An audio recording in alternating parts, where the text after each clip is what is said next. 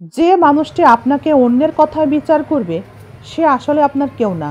পৃথিবীতে সবাই তাকেই আগে জিজ্ঞেস করে যে আগে থেকেই ভালো আছে, তা না হলে যে কষ্টে আছে তার মোবাইল নাম্বারটাই হারিয়ে যায়। খারাপ মানুষের সাথে সম্পর্ক রাখার থেকে একা থাকাই ভালো, তাতে বরং মানসিক শান্তি মেলে। একটি বিষয় আমাদের প্রত্যেকেরই মনে রাখা উচিত, ভুল আর প্রতারণা এক নয়। তাই একবার যার দ্বারা প্রতারিত হবেন, পুরো বিশ্ব যদি তার পক্ষে চলে যায়, সেই মানুষটিকে আর বিশ্বাস করা যায় না, তার দ্বারা আর প্রভাবিত হওয়াও যাবে না। আশ্বস্ত হবেন যে মানুষটা আপনার সাথে প্রতারণা করলো সে নিজেও প্রতারণার ফাঁদেই পড়বে। শুধু সময়ের অপেক্ষা যে আপনার খাঁটি ভালোবাসাকে মূল্য দিল না। মনে রাখবেন, পৃথিবীর কোথাও খাঁটি ভালোবাসা আর পাবে না।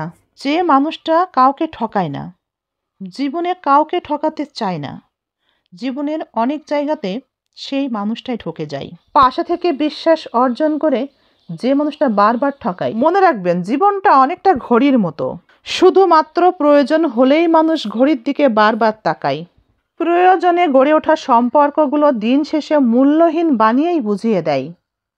আপনি কি জানেন, পরিবারকে অবহেলা করে বাহিরের মানুষকে গুরুত্ব দিতে গিয়ে যদি আপনার ইগো এবং অহংকারকে বেশি গুরুত্ব দিয়ে থাকেন, তবে এই ইগো এবং অহংকারের কারণে আপনার সম্পর্ক ক্ষতিগ্রস্ত হতে পারে, এমনকি আপনার সংসার ভেঙেও যেতে পারে।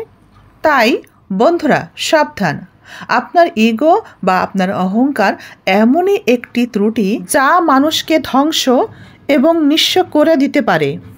ভেবেছিলাম আমার ভালোবাসা তোমাকে পরিবর্তন করবে, কিন্তু না, আফসোস, তোমার অবহেলা আমাকেই পরিবর্তন করে দিল।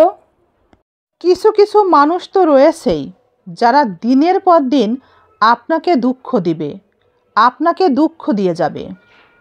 এমন একটা ব্যবহার করবে মনে হবে সে নয়, আপনি তাকে দুঃখটা দিয়েছেন।